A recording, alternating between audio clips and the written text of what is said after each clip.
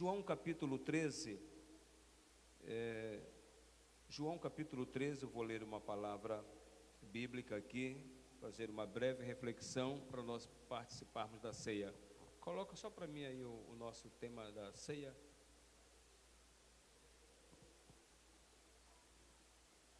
João, Evangelho de João, capítulo 13.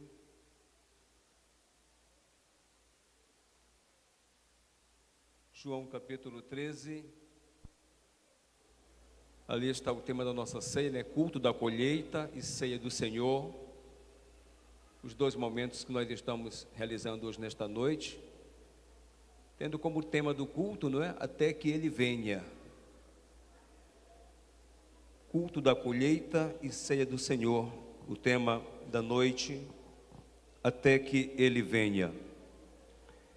Eu quero ler em João capítulo 13, diz assim a palavra de Deus: Ora, antes da festa da Páscoa, sabendo Jesus que já era chegada a sua hora de passar deste mundo para o Pai, como havia amado os seus que estavam no mundo, amou-os até ao fim. Apenas este verso, meus amados irmãos. Meus queridos irmãos, hoje nós refletimos sobre este tema, até que Ele venha. E lemos este texto, que fala também da ceia do Senhor. João dá uma outra face, mostra um outro aspecto, fala da ceia de um outro ângulo. Lucas capítulo 22 mostra como a ceia foi instaurada, Lucas no capítulo 22, e também revela ali uma das palavras de Jesus muito importante, quando ele diz assim: desejei muito, no versículo 15, 22 e 15 de Lucas, desejei muito comer convosco esta Páscoa antes que padeça, porque vos digo que não a comerei mais até que se cumpra no reino de Deus. Quando Deus estiver estabelecido o seu reino e a igreja estiver diante de si, participando das bodas do Cordeiro, como nos afirma Apocalipse capítulo 19. Aqui hoje, nesta noite, nós celebramos a ceia do Senhor, e ao final do culto também iremos degustar um pouco das frutas que foram trazidas para cá, representando assim o culto da colheita, dando um pontapé inicial na largada desse projeto, que vai ser um projeto, vai ser 4 meses de bênçãos de Deus, 4 meses de milagres, 4 meses de provisão, 4 meses de proteção, 4 meses de prosperidade para quem crer, quem se envolver neste projeto. Eu tenho a plena certeza que a igreja estará orando, nós, todo o ministério da igreja, esse quadro de obreiros aqui, todos eles aqui, e os que estão ali, e aqueles que não estão aqui também, todos nós estaremos orando, como já orou o irmão JK, pela empresa, pelo pensionista, pelo aposentado, por aquele que é autônomo, que precisa sair de casa todos os dias para vender algo para a sua sobrevivência. Nós estaremos orando e Deus estará movendo assim, e eu creio que muitos testemunhos nós ouviremos. Dezembro vai ser um mês para a gente poder testemunhar. Nós vamos aqui ter um culto de domingo para testemunhar, uma ceia para testemunhar. Vou tirar aí uns 40 minutos só para ouvir testemunhos dos irmãos, testemunhos resumidos, de 1 a 3 minutos. Tá? E nós iremos celebrar, agradecer a Deus, porque nós temos que demonstrar com toda a força da nossa alma aos nossos filhos que o nosso Deus é o Deus que opera milagres ainda hoje. Então, hoje nesta ceia, meus amados irmãos, nós celebramos em memória dele, pensando no sacrifício da cruz, pensando na sua morte, pensando na sua ressurreição, pensando no pagamento da nossa redenção. Na verdade, nós estamos aqui para prestar esse tributo a ele pela nossa redenção. Sabe, todo mês nós nos reunimos aqui para agradecer a Deus pela nossa redenção. Redenção quer dizer resgate, liberdade. Outrora nós éramos escravos de Satanás. Estávamos fadados ao inferno, ao lago de fogo e enxofre. Mas, meus amados irmãos, agora nós somos salvos em Cristo. Nós temos um novo nome escrito na glória. Em breve Jesus voltará, e esta é a maior esperança do povo de Deus aqui na terra. Nós subiremos ao encontro do Senhor nos ares, e assim estaremos para sempre com Ele. Todo aquele que tem esta esperança, diga alguma coisa, glorifique e exalte o nome do Senhor, pois é digno de toda a honra, glória e louvor. Então esta ceia é para nós celebrarmos a nossa redenção, a nossa liberdade. Nós estamos entendendo o que é desfrutar, o que é comemorar uma liberdade. De vez em quando a gente vê lá um daqueles que foram pegos há um ano atrás, aqueles judeus pelo Hamas, e muitos deles já foram libertos, não é? E quando são libertos, há uma alegria muito grande para a família. Há outros que estão lá presos até o presente momento. Nós temos visto cenas aí de jovens que estão lá, só o esqueleto.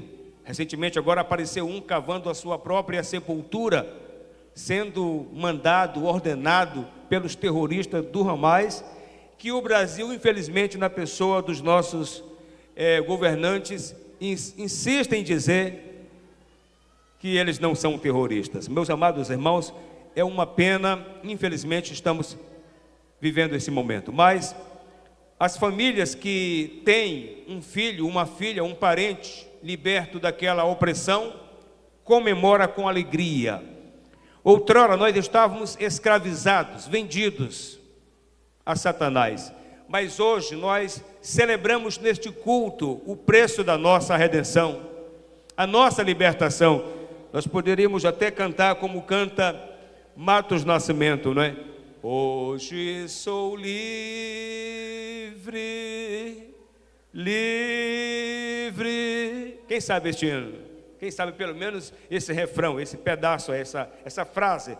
Toda a igreja sabe? Quem sabe? Do Matos Nascimento. Wagner sabe, não sabe? Sabe? Sabe não? Hoje sou livre. Mas quem é livre aqui nesta noite, irmãos? Quem é livre? Glória a Deus. Livre para servir a Deus, para adorá-lo, e que tem toda a certeza da salvação na sua alma. E este é o nosso Deus. Ele nos amou o mundo de tal maneira que deu o seu Filho unigênito, para que todo o que nele crer não pereça, mas tenha vida eterna. No texto que eu li, irmãos, o texto que eu li diz assim: e tendo amado os seus, amou-os até ao fim. Ora, antes da festa da Páscoa, sabendo Jesus que era chegada a sua hora de passar deste mundo para o Pai, Jesus não esteve por aqui como um transeunte qualquer. Ele não esteve aqui à mercê da vontade dos seus pais terrenos, e nem muito menos à mercê dos decretos, dos projetos do Império Romano, e nem mesmo de Satanás. Meus amados irmãos, ele esteve aqui sabendo para onde veio, o porquê veio. Ele soube, portanto, se conduzir durante um breve período da sua história, 33 anos, e durante todo esse tempo ele viveu exclusivamente para o Pai. E agora o texto diz assim: sabendo que era chegada a sua hora de passar para o Pai. Era para o Pai que ele teria que passar. E como havia amado os seus que estavam no mundo, amou-os até ao fim. Jesus continua nos amando até ao fim. Nós não estamos aqui porque somos dignos em nós mesmos, mas estamos aqui porque Ele nos amou e amou até ao fim. E quando João escreve esse texto, Jesus estava reunido com 12 discípulos, 12 apóstolos, 12 homens que Ele também chamou, que Ele tirou lá do mundo do pecado, não é? Alguns eram pecadores, outros eram legalistas, mas na verdade nenhum deles eram justos. Todos precisaram de um tratamento, todos precisaram do amor de Deus e da salvação em Jesus Cristo. E a Bíblia nos apresenta algumas características desses homens. Algumas eram positivas, outros eram bem negativas assim, meus amados irmãos. Pedro, por exemplo, eram 12 discípulos. Quantos discípulos Jesus tinha? 12. Vamos falar do primeiro aqui, Pedro. Pedro era um homem impulsivo, não é? Pedro era um homem corajoso, medroso. Dava curto circuito em si mesmo, um impulsivo, corajoso, medroso. Todo impulsivo é um corajoso, medroso. Pedro era um corajoso, medroso. A Bíblia nos mostra isso, que ele, ao mesmo tempo que ele tinha coragem, numa mesma noite que ele demonstrou ousadia e coragem, nesta mesma noite ele também demonstrou medo, pânico. A Bíblia nos apresenta isso, meus amados irmãos, em Lucas no capítulo 22, do verso 61 ao verso 62. E eu gostaria de rapidamente só fazer menção aqui para você. Lucas capítulo 22, do verso 61 ao verso 62. O que foi que aconteceu, meus amados irmãos?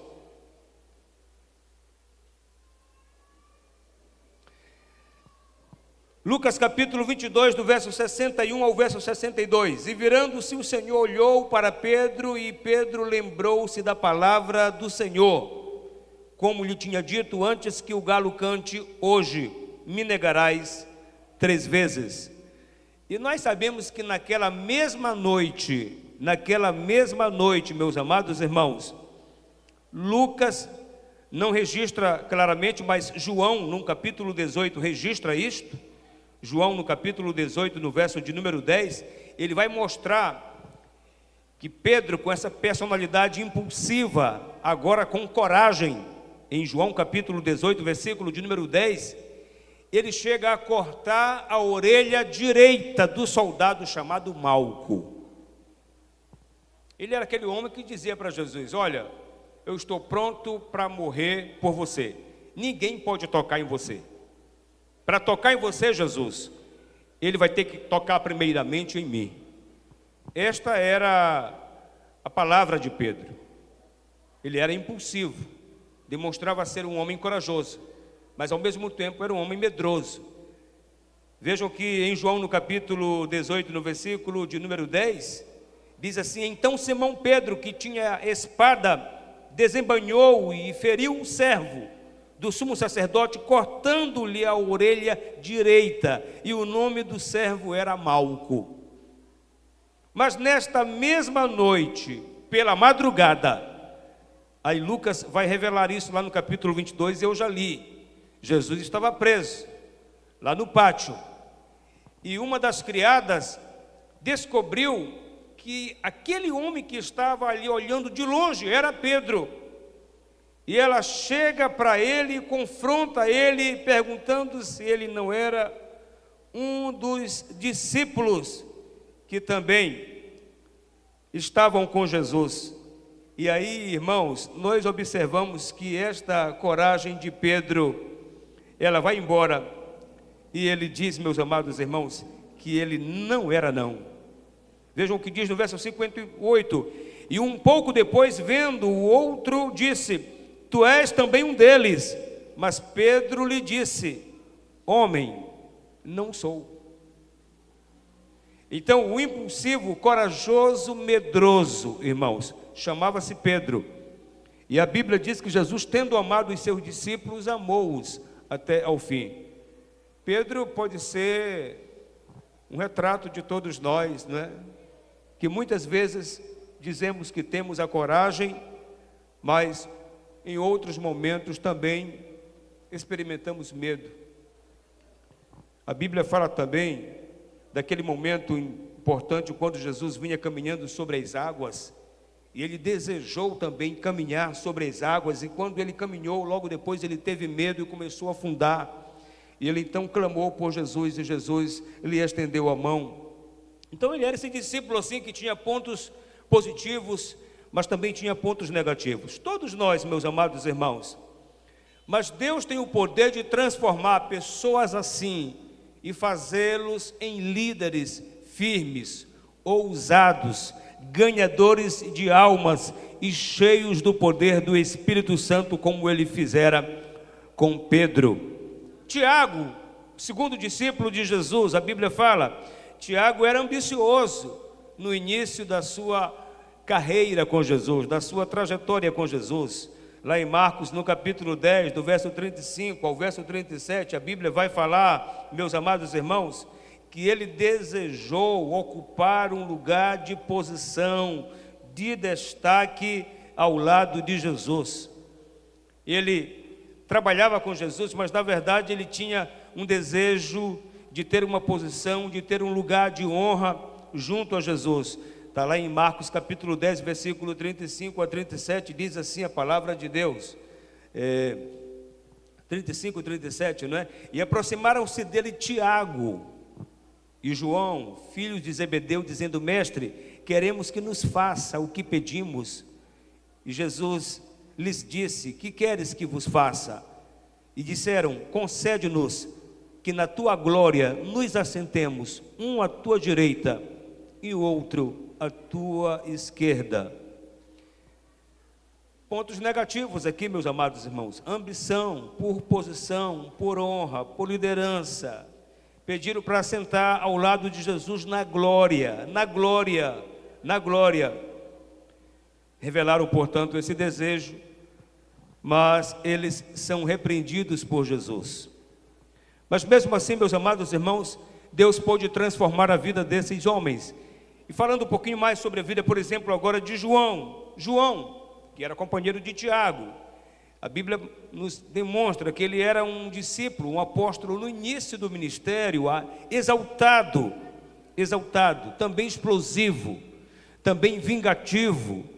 Ele passou por Samaria, e ali eles o rejeitaram, então ele desejou fazer com que fogo do céu fosse derramado sobre Samaria, para matar aqueles samaritanos, demonstrando assim um certo aborrecimento.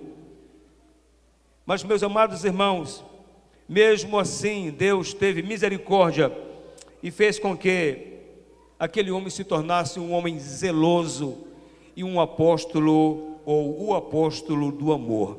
Deus tem o poder de transformar um coração severo em um homem de Deus, em uma mulher de Deus, dedicada, piedosa, piedoso, servindo a Ele com toda integridade. Nós vamos observar, por exemplo, na vida de André. Já falamos sobre Pedro, Tiago, João. André, o quarto discípulo de Jesus.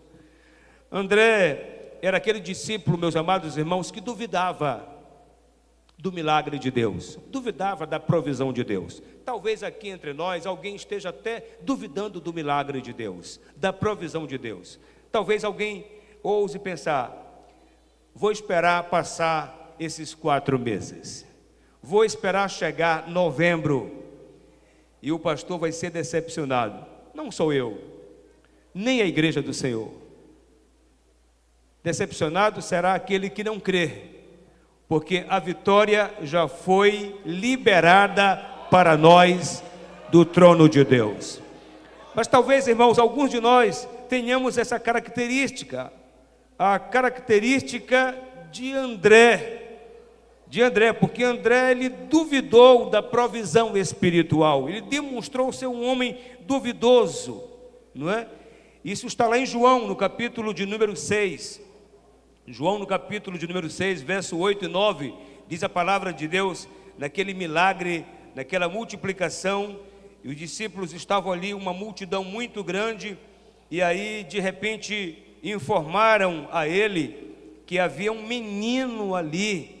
Filipe identificou um menino que estava ali com 2 pães, 5 pães e 2 peixinhos, melhor dizendo.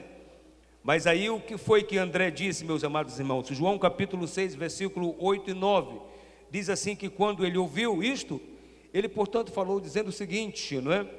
E um dos seus discípulos, André, irmão de Simão Pedro, disse-lhe, está aqui um rapaz que tem 5 pães de cevada e 2 peixinhos, mas que é isso para tanto? Que é isso para tanto?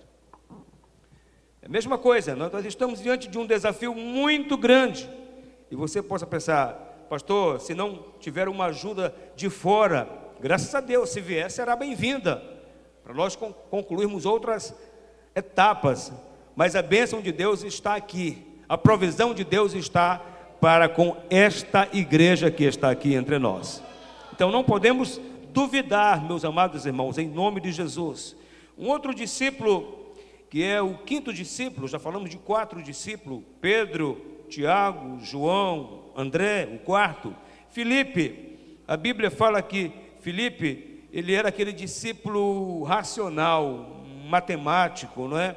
Veja bem o que está escrito dele aqui em João capítulo 6, versículo de número 5. Então Jesus, levantando os olhos, vendo uma grande multidão que vinha ter com ele, disse, Filipe, onde compraremos pão para estes comerem? Mas dizia isso para o experimentar, porque ele era aquele homem racional, matemático, um pouco cético também, o ceticismo dentro do seu coração. Então Jesus estava experimentando ele, tá? A Bíblia diz assim, mas dizia isso para o experimentar, porque ele bem sabia o que havia de fazer. Muitas vezes, meus amados irmãos, há entre nós esse lado racional, mas eu quero que você entenda que acima do racional há o homem espiritual, que precisa enxergar com os olhos espirituais nesta noite, porque Deus tem provisão, Deus tem milagres. Esta é a ceia da redenção, onde nós comemoramos a nossa liberdade, e também é a ceia que dá largada a 4 meses de colheita, e não haverá taxação alguma contra este povo. Este povo estará sendo protegido por Deus, e é abençoado por Deus, para abençoar também a sua obra, em nome de Jesus. E aí, meus amados irmãos, Filipe diz assim, 200 dinheiros de pão não lhe bastarão para que cada um deles coma um pouco. Olha aí, ele chega a falar isso, né? Lá em João 14, no verso 8 e 9, aí também no 5, 7, né? Ele chega a ter toda esta dúvida. Ele era um homem racional, matemático, muito humano, não é? Mas precisava olhar com os olhos espirituais. A Bíblia fala de um outro discípulo, Bartolomeu, o 6º discípulo, também chamado de Natanael. Ele era aquilo que se ouve hoje no Brasil, né? Dizem que a direita no Brasil é xenófoba, ou xenófobos, não é? Dizem que Bolsonaro é xenófobo, o que é uma mentira que a esquerda tenta emplacar contra aqueles que pensam diferente.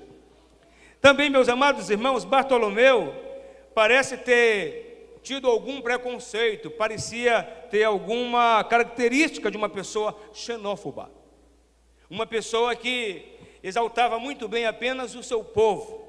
Ele chegou a menosprezar quando ele foi informado que Jesus estava na Galileia. Ele pensou, pode vir alguma coisa boa da Galileia? Isso é nada mais, nada menos do que xenofobia. Ele estava menosprezando a região da Galileia, região de pescadores, de produtores. Ele estava menosprezando. Ele disse, pode vir alguma coisa, quando foi informado que Jesus era galileu, estava na região da Galileia. Pode vir alguma coisa boa da Galileia? Está lá em 1 João capítulo 1, versículo 46, não é? todos nós conhecemos. Estou só citando rapidamente, já vou concluir. Depois que fechar os 12, eu vou orar e nós vamos cear para a honra e glória do Senhor. João capítulo 1, versículo 46, diz assim, eu vou ler o 45, não é? Felipe achou Natanael e disse-lhe: havemos achado aquele de quem Moisés escreveu na lei, de quem escreveram os profetas, Jesus de Nazaré, filho de José. Disse-lhe Natanael: pode vir alguma coisa boa de Nazaré? Disse-lhe Filipe: vem e vê. Meus amados irmãos, aqui está, portanto, Bartolomeu ou Natanael, preconceituoso, xenófobo, não é? Mostrou um julgamento precipitado, duvidou da origem de Jesus. Mas, meus amados irmãos, muitas vezes também nós temos assim, características assim, duvidamos, né? Chegamos a questionar, chegamos a duvidar, chegamos a colocar um ponto de interrogação com relação a alguma coisa, nos precipitamos assim às vezes, mas tudo isto Deus vai trabalhando porque Ele conhece as nossas características, e todos nós temos um pouquinho dessas características dentro de nós, assim como os discípulos também tinham. Depois vem o sétimo, Mateus. Mateus, meus amados irmãos, ele era um judeu, cobrador de impostos, um funcionário do Império Romano. Olha aí, um judeu sendo funcionário do Império Romano. Tinha a retaliação dos judeus, a antipatia dos judeus, o ódio de alguns judeus, era desprezado, era rejeitado pela sociedade, porque, sendo judeu, ele era um cobrador de impostos. E ele não era fiel. Ele não era fiel. O seu passado, portanto, era um passado muito controverso, não é? A sua vida pregressa era muito cheia de erros, de altos e baixos, de pecados. Mas a Bíblia diz que Jesus viu aquele homem, meus amados irmãos, e mudou totalmente o seu coração, a sua cosmovisão, promoveu na vida dele uma verdadeira transformação e fez dele um apóstolo, um discípulo de Jesus. Então não importa o passado aqui de ninguém. Hoje é a ceia da redenção. Talvez o teu passado seja um passado muito feio, muito triste, muito desastroso assim para muitos, mas hoje você está aqui celebrando esta festa com alegria no seu coração, porque é a ceia da sua liberdade. Hoje você é livre para a honra e glória do nome de Jesus. Tomé, meus amados irmãos, que dizer de Tomé? O oitavo apóstolo, não é? Tomé era cético demais. Ceticismo é o que predominava assim o seu coração. Está lá em João capítulo 20, não é? Capítulo 20, versículo 25 ao 29, Jesus questiona ele devido à sua grande incredulidade. Ele fora informado que Jesus tinha ressuscitado. João capítulo de número 20, versículo de número 25 a 29, não é? Diz a palavra de Deus, ele fora informado que Jesus havia ressuscitado. Qual foi a resposta dele, meus amados irmãos? Ora, Tomé, versículo 24, um dos 12, chamado Dídimo, não estava com eles quando veio Jesus. Disseram-lhe, pois, os outros discípulos: vimos o Senhor. Mas ele disse-lhes: se eu não vir o sinal dos cravos em suas mãos, e não puser o dedo no lugar dos cravos, e não puser a minha mão no seu lado, de maneira nenhuma crerei. E a Bíblia diz que uma semana depois, 8 dias depois, estavam outra vez os seus discípulos dentro daquela residência, e agora com eles Tomé. Jesus já num corpo espiritual, não passa pela porta, simplesmente aparece num corpo espiritual e diz: paz seja convosco. E depois ele se dirigiu a Tomé, está no versículo 27, dizendo assim: põe aqui o teu dedo e vê a minha mão, chega a tua mão e põe-na no meu lado. Tomé, não sejas incrédulo, mas seja crente.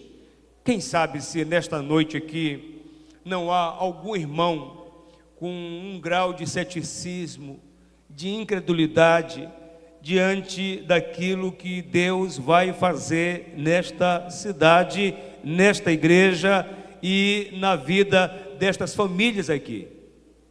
Se prepare, porque este verão, se prepare, porque este segundo semestre será o semestre das conquistas, das realizações em suas vidas, em nome de Jesus. Confiando na palavra de Deus, nós estaremos orando e Deus honrará conosco, porque Ele é fiel. Ele é fiel. Então, meus amados irmãos, nós observamos aqui a vida de alguns homens. Nós temos outros assim. Tiago, filho de Alfeu, é um anônimo. A Bíblia não chega a falar muita coisa dele. Não há nenhum registro praticamente sobre o que ele fizera ou deixara de fazer. Mas ele está contado no grupo dos 12. Isto implica dizer que nem todos os que servem a Deus estarão assumindo uma liderança, um lugar de destaque. Há pessoas anônimas no meio da igreja, mas que são grandes servos e servas de Deus, e quando dobram o joelho para orar, Deus usa o pastor, Deus usa os dirigentes, Deus usa os cantores, Deus usa as crianças, Deus usa os jovens, Deus usa as mulheres. Deus abençoa a cidade através da oração do irmão e daquela irmã anônima. Então, você pode ser também esta pessoa, mas você é também usado nas mãos do Senhor. A Bíblia fala de um 10º apóstolo chamado Zelote, Simão o Zelote. Ele tinha um zelo extremista no seu coração, mas ele era extremamente político também. E isso é um problema, não é, irmãos? Isso é um problema quando um crente tem um zelo profundo no seu coração, mas é extremamente político, porque eu não vejo na Bíblia para líder algum, pastor algum, irmãos, se envolver com política que vai dar certo. Nós temos os nossos exemplos aí na convenção, né? Temos até pastores que não sei nem se vão conseguir ser candidatos. O processo está rolando por aí, não é? É complicado, irmãos. O único homem, e ele é homem, mas ele também é Deus, o único que tem a função de rei e de sacerdote é Jesus. Ele é nosso rei, mas também é sacerdote. Então ele exerce as duas funções. Outro que queira usar vai se dar mal em algum momento da sua vida. E aqui, meus amados irmãos, o Simão, ele era zeloso, por isso é chamado de Zelote, mas ele também era um extremista político. Ele tinha doutrina certa, mas tinha motivação errada. E tinha doutrina certa porque tinha a doutrina de Cristo, mas a motivação dele era errada porque era política. E a Bíblia diz que o nosso reino não é daqui. Então, graças a Deus, nós temos os nossos políticos. Deus abençoe aí o prefeito da cidade, Deus abençoe os vereadores da cidade, Deus abençoe os agentes públicos, que Deus abençoe, tá? E Deus abençoe os irmãos que não são pastores e que são envolvidos com políticas. Vocês se envolvam, nós vamos orar, nós vamos votar, tudo bem, graças a Deus. Agora, eu é que não posso me envolver, vocês resolvam lá, eu não posso me envolver, nós não podemos nos envolver, nós pastores, nós que dirigimos igreja, não podemos nos envolver, porque aí nós temos também o que o Zelote tinha, teologia certa, mas motivação errada. É complicado isso aqui. O único que tem, portanto, essa autoridade, esse poder duplo é Jesus, meus amados irmãos. A Bíblia fala de um rei que ficou leproso, porque ele queria exercer essas duas áreas. A Bíblia fala de Uzias. Ele era o rei, e ele entendeu que também por ser rei, ele poderia ser sacerdote, poderia mandar e desmandar na casa de Deus. E um dia ele achou de entrar pela porta do templo. 80 sacerdotes correram atrás dele, tentando avisá-lo para que ele não fizesse aquilo, mas ele teimoso fez, e ele ficou leproso. Então veja só que é uma situação muito delicada. Mas Jesus tinha esse discípulo chamado Simão o Zelote, que tinha doutrina certa, mas motivação errada. Era zeloso, mas era extremamente político. precisava de ser lapidado, e foi. E isso nós temos também entre nós, mas Jesus está lapidando a cada dia, bendito seja o nome do Senhor. Nós também encontramos, meus amados irmãos, um Judas Tadeu, que não é o Judas Iscariotes, não é? A Bíblia fala dele lá em João capítulo 14, verso 22, eu já estou no 11, já vou falar do 12, e já vamos encerrar, já vamos ceiar, tá? A minha demora é só mais aqui 5 minutos. Judas Tadeu, está lá em João capítulo 14, verso de número 22, vamos ler, pouca gente vê falar sobre ele, não é? Verso 22 diz assim, Jesus fala assim no verso 21, aquele que tem os meus mandamentos e os guarda, este é o que me ama, e aquele que me ama será amado de meu Pai, e eu o amarei e me manifestarei a ele. Agora o verso 22 diz assim, irmãos, disse-lhe Judas, não o Iscariotes, era o Tadeu, tá? Judas, o Tadeu, disse-lhe Judas, não o Iscariotes, Senhor, de onde vem que te has de manifestar a nós e não ao mundo? Ele era um discípulo confuso, sabe, irmãos, confuso e confuso. Tem muita gente assim na igreja, que a gente está falando, que a gente está ensinando, e quanto mais a gente fala, quanto mais a gente ensina, mais confundido ele fica, sabe? É aquele irmão que às vezes falta paciência, né? Na escola bíblica dominical ou em casa, que ele entende tudo errado. Em todas as igrejas que eu passei, eu já encontrei pessoas assim. Irmão, já encontrei pessoas que me viram pregando da igreja e se desviaram da igreja. Mas por que a irmã não apareceu mais no culto? Pastor, ela disse que ela não pisa mais ao culto, porque o senhor falou assim. Eu disse, eu falei isso? Foi o senhor que falou? Não foi eu que falei. Agora, irmãos, também Satanás, JK, a Bíblia diz, lá no Salmo 88, me parece, Satanás, ele tem o prazer de distorcer as nossas palavras. Ele distorce.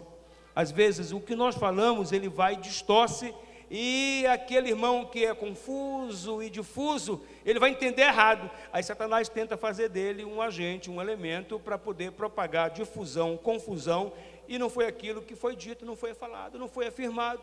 Há pessoas assim. Vocês conhecem alguém assim, irmãos? Não precisa falar. Alguns irmãos já disseram amém, não pode falar isso. Você conhece assim algum, irmão? Confuso, difuso, Judas Tadeu, mas que precisa ser transformado, lapidado, e será em nome de Jesus. E nem preciso falar de Judas Iscariotes, meus amados irmãos. Eu nem preciso falar, porque dele todo mundo já fala e a igreja já sabe muito bem. Mas eu volto para o texto para me poder orar, e nós vamos já consagrar os 2 elementos. Ora, antes da festa da Páscoa, sabendo Jesus que era chegada a sua hora de passar deste mundo para o Pai, como havia amado os seus que estavam no mundo, amou-os até ao fim. E eu encerro as minhas palavras nesta noite, mas eu quero dizer a você que está entre nós, talvez você tenha alguma característica tal como esses homens aqui citados. Falei de 11 mais precisamente, não precisei entrar no detalhe do 12º, porque todos nós já o conhecemos. Mas talvez você é esse irmão que está entre nós nesta noite e se sente ainda uma pessoa incapaz, se sente uma pessoa ainda com alguma fraqueza, com algum impedimento no seu coração. Sabe, é hoje que eu quero dizer para você que eu quero orar com você. Antes de você ceiar, eu quero orar com você, para que Jesus transforme esta incapacidade, lhe dando capacidade em nome de Jesus. Capacidade mental, capacidade de trabalho, capacidade de liderança, capacidade de você ser um levita, um cantor, um pregador, um professor da escola bíblica dominical, um ganhador de almas, alguém que deseja contribuir também no reino de Deus. Jesus possa te dar esse dom, esta habilidade, esta graça, e eu quero convidar você neste momento a ficar de pé em nome de Jesus. E eu quero que você fique de pé de todo o seu coração. E você não pode tomar esta ceia nesta noite sem tomar uma decisão importante, mas extremamente importante.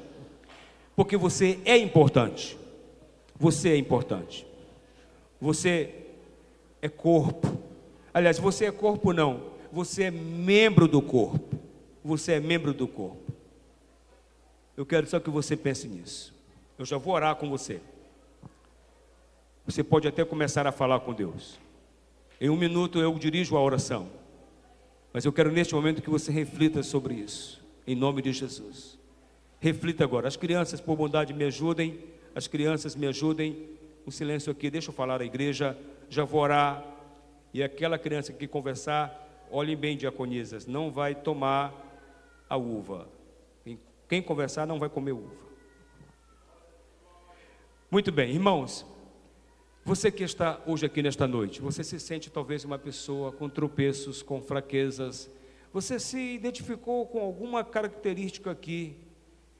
Quem sabe de Pedro, quem sabe você seja aquela pessoa corajosa, ao mesmo tempo medrosa.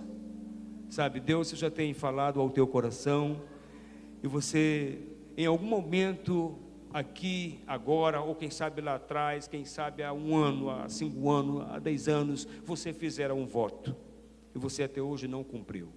Talvez esse voto foi de você entregar sua vida nas mãos de Deus, para ser um instrumento, um cantor, um ganhador de almas, um evangelista, alguém que ia visitar os enfermos, alguém que ia nos hospitais da cidade, alguém que ia nas delegacias, nos presídios, para levar uma mensagem de salvação e de libertação àquele que está preso. E você até hoje não cumpriu. Talvez você até recebeu de Deus a bênção, mas ainda não entregou a Ele aquele juramento que você fizer. Quantos nesta noite estão aqui entre nós? Eu quero orar por você. Eu estou aqui para orar por você. Talvez você seja uma pessoa anônima que esteja entre nós, mas uma pessoa que precisa ser usada nas mãos de Deus para uma grande obra nesta cidade.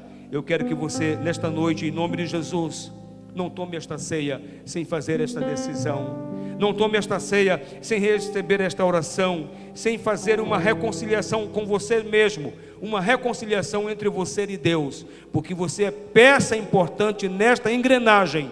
Hoje pela manhã, nós estudávamos a nossa classe aqui, e o irmão Lauro, falando sobre o amor de Deus, ele falou da engrenagem, da corrente, da moto, daquela engrenagem ali importante. Depois o irmão Moisés comentou também, todos os demais irmãos comentaram.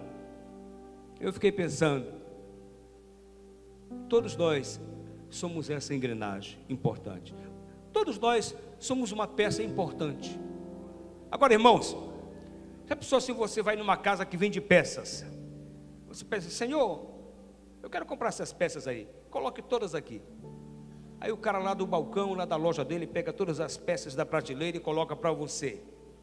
Mas se você não conectar essas peças uma a outra dentro de uma engrenagem, essas peças, embora tendo valor, não terão nenhuma utilidade. Não é verdade, irmãos? Sim ou não? Não terão nenhuma utilidade. Não, você comprou um monte de peças importantes, mas elas não estão configuradas, alinhadas dentro de uma engrenagem, de uma sistematização, dentro de uma mecânica. Elas não terão nenhuma utilidade. O que eu quero dizer com isso? Não importa só você ser importante. É importante que você esteja dentro desta engrenagem, dentro do corpo. É um dedo? É um cabelozinho aqui da sobrancelha? É um dente? É uma unha? É importante? É. Tudo isso é importante, não é não? Um cabelo aqui que você tira do olho, você já vai sentir. Corta a orelha, como Pedro cortou de mal, vai sentir. Arranca uma unha, vai sentir. Todas essas peças, essas partes, esses elementos são importantes? São. Mas está trabalhando dentro de uma engrenagem, dentro de uma sistematização, está anexada, alinhada a um corpo de Cristo? Todos nós temos que estar envolvidos nesse projeto. É todos nós. Ninguém pode ficar de fora. Que projeto? Não me refiro apenas ao projeto de construção.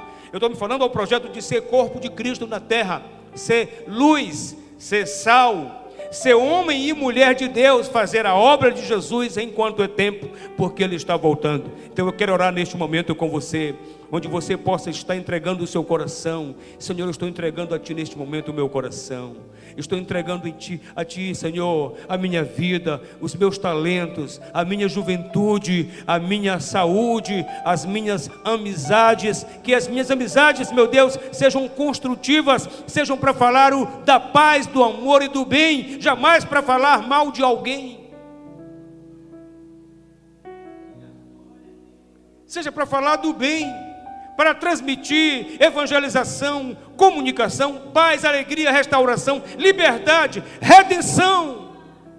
Seja para ganhar almas para Jesus, e não simplesmente para se ajuntar aqui e ali, e para começar a tecer a vida do outro, da outra, porque disto Deus não se agrada. Há alguém que se agrada disto muito bem, e nós sabemos o nome dele, que eu me recuso a falar nesta reunião, porque nossa festa está tão bonita para se falar no nome dele aqui. Aqui nós estamos para falar e para exaltar o nome de Jesus. Então eu peço que os obreiros agora desçam, cerquem a mesa do Senhor, e eu peço que cada uma das irmãs, dos irmãos, tomem em suas mãos aqui uma bandeja de pão, de cálice, uma bandeja de uva, que as crianças irão tomar, e nós vamos agora, meus amados irmãos, apresentar ao Senhor, e na sequência a igreja estará recebendo, e eu vou orar neste momento.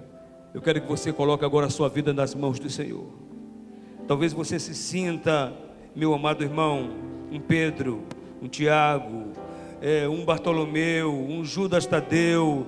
Talvez você se sinta até o Mateus, o Tomé, o Felipe, o André. Mas nesta noite Deus é aquele especialista em transformar caráter, personalidade, temperamento, em fazer do homem e da mulher um verdadeiro instrumento. Quem deseja ser instrumento nas mãos do Senhor? Se pouco tempo nos resta, este é o tempo de nós nos voltarmos para Deus. E agora eu vou orar neste momento. Ore com toda a sinceridade do seu coração. Senhor amado, estamos aqui nesta noite. Nós te agradecemos, ó Pai,